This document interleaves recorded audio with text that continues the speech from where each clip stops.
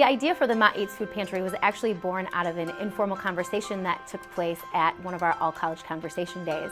We had just heard a panel of students speak, and they were talking particularly about the struggles that they face just to make it to school every day. They were talking about the difficulties they face with transportation and childcare.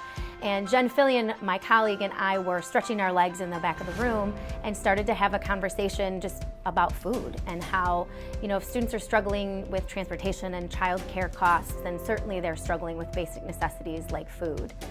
So we applied for Dr. Beverly's mini grant and we won it, and with that, Mott Eats was born.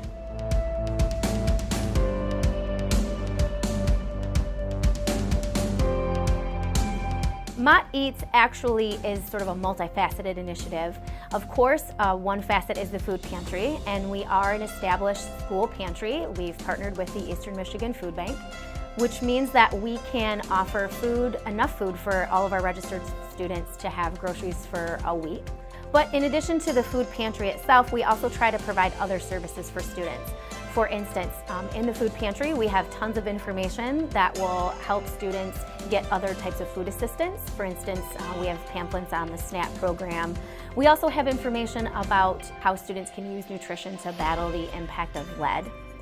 In addition to information, we've also tried to provide other services to students, things like partnerships with the MSU Extension, where we've been able to offer workshops on cooking and workshops on gardening.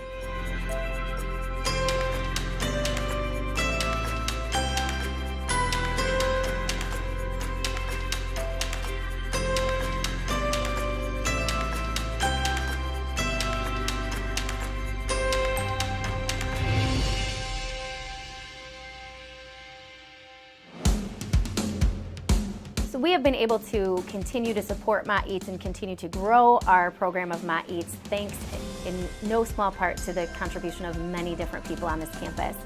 Of course, Deborah Gibbous and the Office of Experiential Learning. With her support, we were able to bring in culinary arts to provide recipes. We were able to involve several people from the Humanities Division.